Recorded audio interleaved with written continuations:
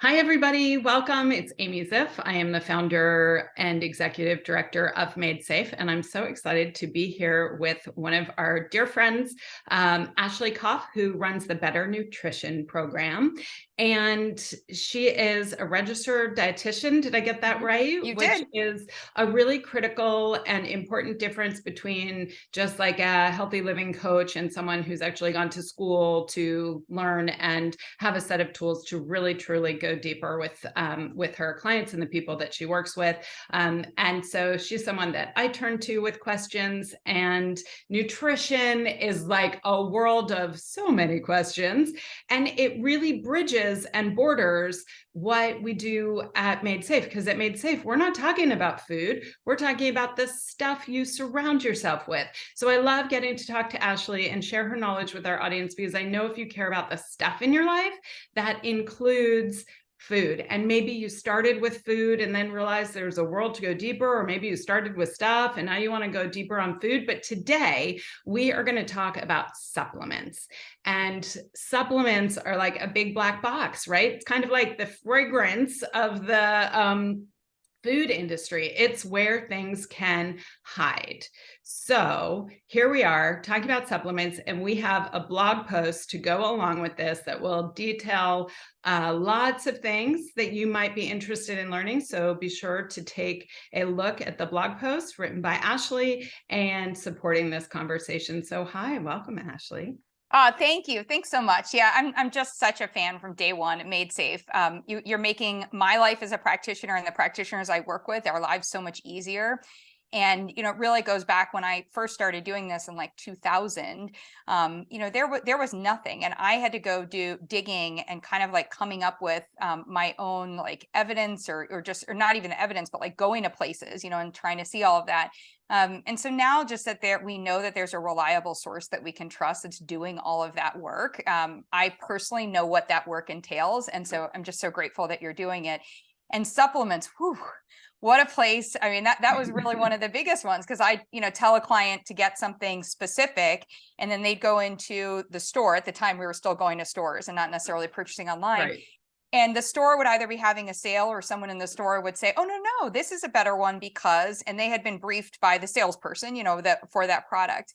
And I was like, no, they're like, sorry, I got confused. Like Nature's Bounty, Nature's Made, like just folate, folic acid, and it's so difficult to sort through. So we do want to make it easier. And thank you for the opportunity for the blog post, which, yes, you can learn, but what it's also really going to do is give you a vetting process to understand how you can evaluate whether or not you're taking what you should be taking, and also how to work with a qualified practitioner.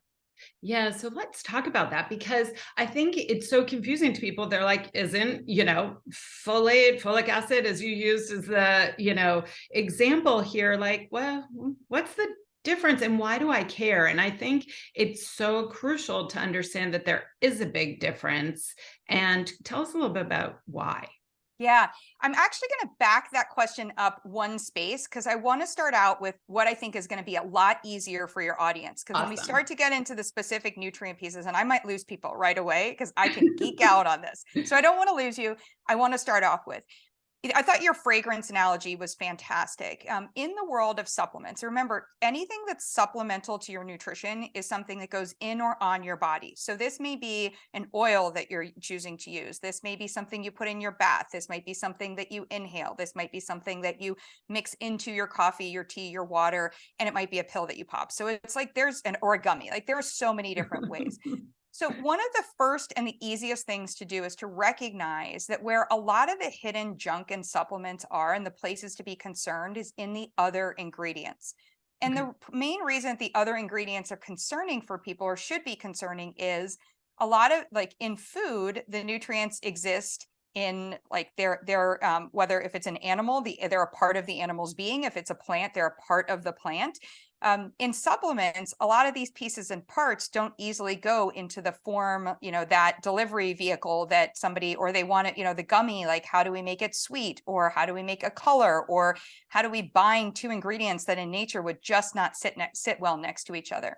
So in your other ingredients, one of the things that's very easy for people to do is to start off looking there and they can actually use all the resources that you offer. If there are things there that don't align with your values and what you're choosing in other products, you really don't want them there, because a supplement is something you're taking by choice to improve your health. So if there are health deductos in your other ingredients, and what that might be is, if you're somebody who avoids gluten or dairy, if there's gluten or dairy in the other ingredients, if you see artificial colors, if you see, if you see fragrance in there, right? If you see, things that you've taught and Flavor. things that Yeah. you share, color, like different color numbers, blue lake this or red dye that, or phthalates, and we see all that stuff and more, in binders.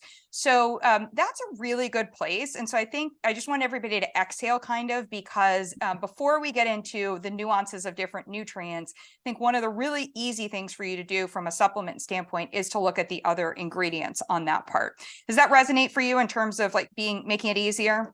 100%. I mean, it's kind of like the thought of an active ingredient is important in a sunscreen, but the inactive ingredients, which sometimes are off label, are actually crucial to understand, because that tells the story of a product. It tells you the story of the company and its integrity and what they're really trying to do. Are they trying to solve their problem, or are they trying to make a cheaper version of a better thing that they hope you don't notice is a bit watered down, So it really, I think that's a wonderful place to start. Look at all those other incidentals and then start to dive in and drive towards, is this performing the function of what you're asking or what you need? And especially if you're trying to do this yourself, those can be really big tells. And that's same for products. Yeah, absolutely.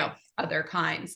And one of the things, and we get into this too, into the weeds, and I thought it was a nice comparison with supplements, is regulation. Like, yes, unlike medicine, where there's a specific channel or challenge, let's say, that drugs have to meet to be able to make a claim, a vitamin doesn't have that same rigor. And so I think that's where people maybe also get kind of confused. Is like, someone said, someone, but who said that this is like, the panacea? And is it really? And how does one tell, when they're looking at a supplement, the difference between, the real, the valid, and the faux, the market?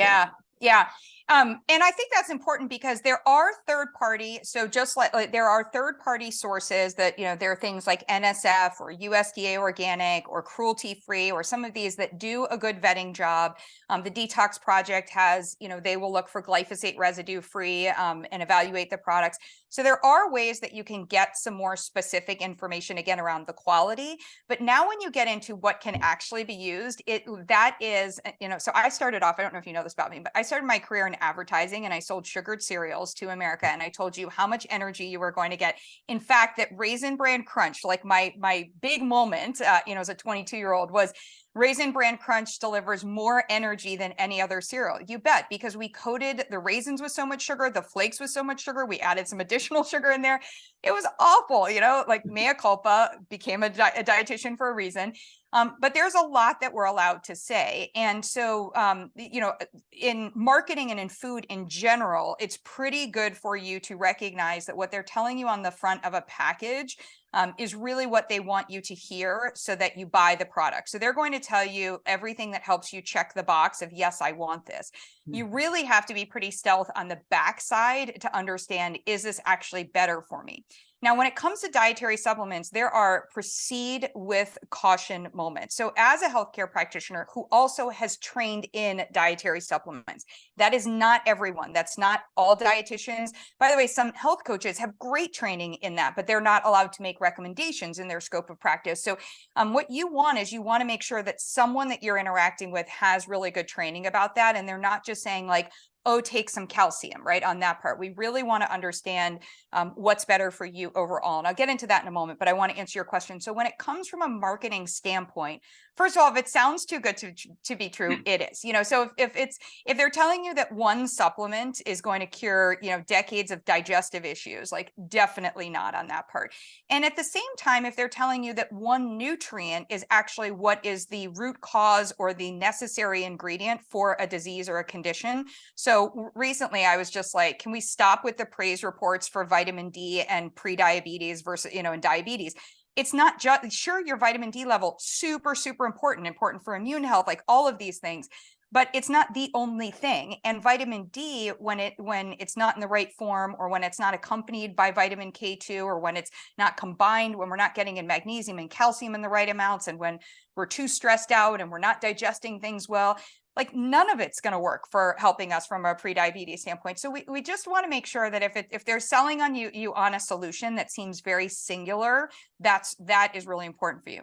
The other thing is, if they're selling you on a solution and they're telling you this is going to work for you, and they don't know you at all. So I do a bullseye with my clients. I'm like, okay, are we out here? Like, of course, I would love for somebody once told me I looked like Katie Couric, or somebody said Drew Barrymore. And I was like, oh, I love that. Okay. But I'm not going to take the supplements that are recommended for them, because they're people, not me, and they don't know me at all. Right. So in that space, we got to come into that bullseye, and we need somebody who really knows who you are today. And here's the most important thing: what you're also taking in. Because supplements can actually contribute to too high of an intake of an ingredient, which throws the balance off of somewhere else, or too low, they can actually interfere with the absorption of other ingredients. So unlike food, you really have to proceed with caution when you're adding in a supplemental nutrient. And it's typically not that we're on a supplement for life. It's usually that we're using it to address something that we've identified. So we also want to revisit and reassess, or look at. A great example for me is that I'm really bad with getting in orange foods. I don't know what my problem is, but I don't like them. So I learned that when I did our rainbow evaluation. I was like, I should be embarrassed. Like, I tell everybody to eat a rainbow and I'm not doing it myself. So I went through and I was like, okay, and I worked with a coach, and I was like, I'm going to get in a sweet potato. I'm going to, I made it that in order to have my espresso, I have to have had something orange the day before. Like, you go through these different things, like gamify it. Right. And ultimately what it led down to for me is, just as backup, I made sure that my supplement was made from my multi was made from had organic orange in there. And then also that I have a turmeric supplement. Now, I also like to use turmeric in my teas, and I do really well with that in the winter. I'm awful with it in the summer. So in the summer, I make sure that I take a quality turmeric supplement, and I've evaluated the ingredient. So in that space, you really want to look at personalizing it and not believing the marketing message. Amy, you probably see this. I know you see this in every product that exists out there that you evaluate. They all have a publicist. And the primary objective of that product, that company, and also that individual product, is to make you want to choose their product as opposed to somebody else's. So what you're going to see is, this vitamin D product is going to tell you that that other vitamin D product isn't as good. That's a maybe. Maybe that's the case. Maybe that's the case for some people, not for you. And then it's also going to tell you that vitamin D is more important than this other ingredient, or, whatever. We see it in food, like chia seeds beats up on flax seeds, or acai, it's like, we're so much better than blueberries. It's like, nope, let's just everybody get in, a variety, and how we get in our blue and purple is up to us, that kind of thing. So marketing is really tricky. I would generally say two key things. Don't buy a supplement without a healthcare practitioner evaluating you and helping you personalize your total nutrition. So understanding the role in there. And then also, ideally, get your recommendation from someone who knows you. And that's not a company that has you fill out a couple of questions on their website and then says that this is what you need. Like, just because you're a vegan doesn't mean that you need B12 and calcium. You might actually not need those, and you might need, magnesium or fiber or whatever on that part. So those two things should be your guiding principle. And it kind of lets you just ignore any of the marketing and get recommendations from somebody reliable on that part. Long answer, big issue with marketing for sure. I think it's so important. I mean, don't believe what you read. PR is PR for a point and a purpose. And right. And then just that you spoke to the bio-individuality. And so one size fits all with supplementation doesn't work, and why we all need some guidance on that. And then I have another burning question for you. I know this one has struck me, which is, are supplements that are derived from food sources better than ones that are derived in a lab? And I'm going to mute because I have two dogs. And your sweet puppies. I know, I'm loving it. Okay, good. I put my headset in, so hopefully mine won't jump in. So supplement quality, the source is really important. So first, one thing for us to note is that supplements are different than fortifications. So fortifications are when you maybe get a bar or you have a protein powder or even just like crackers or popcorn. There's so many things these days that have fortifications in there. And one of the things that we know is by law, certain foods, when they have been stripped of their nutritional value, are required to fortify back and add certain things. That fortification is so often using a poor quality form of a nutrient and a standardized amount, nothing personalized. And it's usually to make up for something not great happening to a product. Now, there could be cases where you take a great quality coffee and they add in these beautiful herbs in there and, it's a good quality, but typically it's not even the amount that I would need for you to consistently get it in, to work that way. So really important for us to just distinguish fortification from supplement as we're talking about that. Now, the second part on the supplement piece is it kind of depends. So in a chemistry lab, we can make things that may overcome certain barriers to absorption in certain people, or we can certainly isolate down certain things. So we can take a wild salmon that has 16 omegas and we can refine it down and just isolate the omega-3s that are in there. But we could even go further, because many of you might not know this, that while we often hear about omega-3s, just two of them, EPA and DHA, there's more than just that in omega-3s. There's DPA, and then there's some other nutrients that are in there. So from an omega-3 standpoint, if we can isolate down all the way to EPA or all the way to DHA, well, what ends up happening is a lot of those companies use the research that was done on people eating actual wild salmon and extrapolate that the value of the omega-3s in wild salmon is the value you're going to get from this supplement. And that's not the case. So in that instance, it could even be a food form, that isolate, like it could have directly come from food, but what has been done to it in that isolation, very similar to if you find soy protein isolate in a food product or something like that. So when we're looking at the quality of it, we want something that's as close to what you find in nature. I really love, there are certain products that use all of the omega-3s, or they might have, they might source from an oil and retain some of the other vitamins or some of the antioxidants, from the plant standpoint. And it's really important for us to note a supplement is not food. So when you take a supplement to deliver a nutrient, you don't get the other things that the food, is delivering. Most of the time, the synthetic form, however, is not going to be better for us. So a couple of examples, I think I mentioned them in the blog, things like vitamin E. There's in vitamin E, like in your nuts or in your seed oils, et cetera, there are things that they're called tocotrienols and tocopherols. There won't be a quiz, but we'll just remember it as these tocotrienols and tocopherols. And in most supplements, you have it all the way refined down to D-alpha tocopherol. And that's okay. That often is a form that exists in food, and it's just we've super isolated it down, but you're missing all the beauty of all those other tocopherols and tocotrienols. However, I learned this years ago, the back of Polaroid paper, remember the pictures that we used to take, that resin on the back has something called DL-alpha tocopherol. That's what's in most of the supplements that have vitamin E on the marketplace. That's a synthetic form. So you're eating the backing from Polaroid, on that part. And so that honestly is one of the easiest ones. I look at a multi or a product, and if I see that ingredient on there, I'm like, it's out the door. Now, I will tell you, the manufacturers of supplements will try to beat me up to the moon on that part and be like, but here's the study and it's well absorbed. And I was like, absolutely not. There is no question to me that synthetic form. Similarly, in nature, there's magnesium, but in supplement, there's magnesium malate, citrate, glycinate, oxide. I mean, you name it.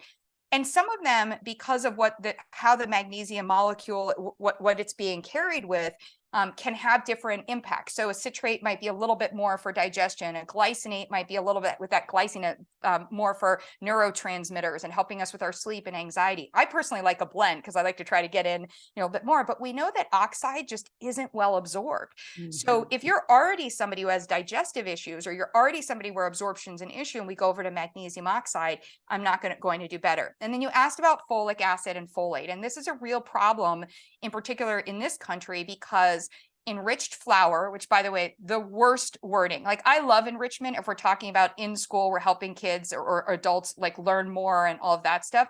Enrichment is one of those super savvy marketing terms that, I could have wished I coined back in my marketing days, but it's actually a cover for we have destroyed and refined and taken out everything that is good about this flour, and are just serving you up pretty much like a little bit of the wheat and the sugar in that part. And now by law, we actually have to, when anything is enriched flour, we have to fortify with folic acid to help reduce neural tube defects. Well, that happened because in the 1920s, we saw a super fast increase with food processing. This is when we were doing the quote unquote enriched flour, and really changing what was available. That is not better. Adding that folic acid in there. So folic acid at best, it is a synthetic ingredient. At best, it's like up here and the cell and the body's trying to use it down here, and folate's down here. And there's probably about 6 or 7, I might be getting this wrong, but I know it's above 5 different things and enzymes and activities and things I have to work on to get it to folate. And what happens is a large part of many humans, those 5 steps don't have some of the things in that equation to actually break it down and move it and turn it into that effective folate, or the body's just exhausted. And it's like, you want me to do 5 things before I can actually use this? Forget it. I'm not going to. And so then we have that free floating folic acid. And we do have people that maybe go and they get blood tests and they find out that, for them, there are genetic SNPs where they have a higher predisposition to not be able to utilize that folic acid. So that's an additional piece. And it's a lot of people. It's like something like 40% of women. I mean, it depends on, I'm always, like that MTH. And we all, like, it's not like we have MTHFR, but it's, hey, what does yours look like? And if you have nutrigenomic testing, we can know a little more about that. But just for everyone, that folate, that it's so actually easy to get folate from food that we can do that there as opposed to folic acid. So I do something from an activity standpoint where I actually do folic acid finding, and I have them go through their pantry and see where folic acid is in products, because I know that is typically easier than telling somebody to avoid processed foods. I want you to see where that folic acid is, and is that now something we're consuming all the time? If it is, let's look at upgrading that product. It doesn't mean all folic acid, but one of the ones for any of you who are my plant-based or plant monogamous viewers, nutritional yeast is people are often like, oh my gosh, it's this great way to get B12 or it's great way to get folic acid and folate, and it's actually they're fortified. It does have B6 in there, but the fortifications are not typically the good kind. And so one of the things I often do is like, hey, make sure that your nutritional yeast is a natural nutritional yeast, and then let's give you a B vitamin supplement if we need it, and make sure it's the better quality for you.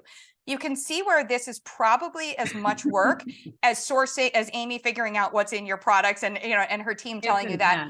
And that's why my team, we step in to work on that, because number one, I've had people waste so much money. I've had people do things that are seriously wrong for their blood work. With COVID in the last couple of years, people have really been taking a lot of added zinc because it was just that time, to be taking it.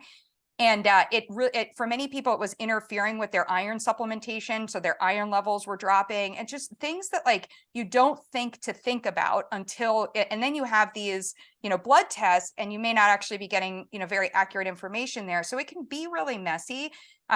This is why after all these years of working individually with people, I was like, hey, let me get an army of coaches and let's create some easy quizzes that we can help. And look, it may be that a supplement is a better choice for you. You may be like me, where I'm just not going to get an orange all the time. So we can come up with a better option on that part. But let's actually be strategic about it and pick out what's better for you. And that's also what I'm not seeing with all these direct to consumer, like I'll take your blood and then tell you what supplements you need. Absolutely not. Your blood only tells you usually about 30 or 40% of something, not the whole 100%, to optimize it. So a lot there, but it's tricky. It's definitely tricky on that piece. Well, this is amazing. I mean, you've sold me on that. I am probably not supplementing properly, even though I know a lot, because there's so many layers, and working with a professional is really the best way to get the most bio-individualized program without, you kind of pay to work with someone to figure out what you need, but then you probably save on the back end of not over supplementing and having really expensive urine. So And I do want to mention one of the things, and it is a fair critique. It's not an overall criticism, but it is a fair critique. There are many practitioners where their business model is designed where they are revenue generating off of dietary supplements, off of the sales, and there may be a percentage that they're getting there. For me, that, there were times in my practice where I was absolutely not doing that, especially when I was working, in collaboration with doctors in a hospital or those pieces. But at other times I was like, you guys, and I was just really blunt. I'm like, yes, I am making X amount off of your product. I'm still offering you at a discount. So if you go on Amazon, you'll see it's the same price, or, this.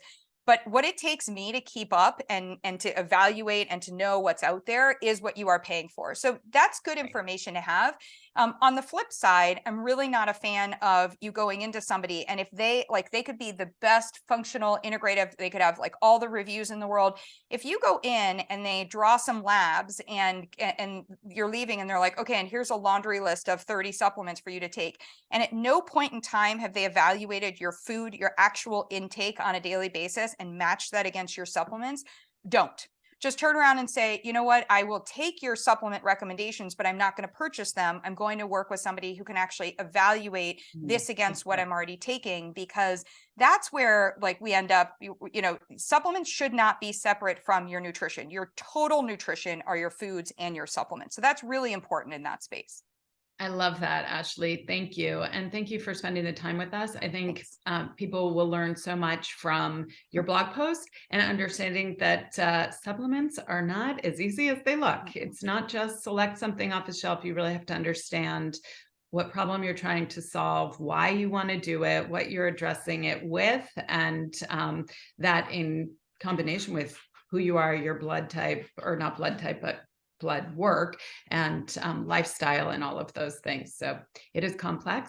A simple thing is eat the rainbow, eat less processed foods, and try and get nutrition and nutrients from your food as well. So I know those are important things, but really appreciate your taking the time today. Check out Ashley's blog post on madesafe.org and then skip over to the Better Nutrition Program. We have a special offer for you, so check it out. Thank you so much. Yeah, and I just want to remind people, a lot of the things Made Safe offers totally applies when you're wondering about ingredients. Totally applies for evaluating those other ingredients. So it's not like you have to do all this work. If you're avoiding those because Made Safe has told you to avoid those or has showed you, some potential issues, that's going to make life a lot easier. So I love the collaboration. So thank you. Absolutely. Thanks.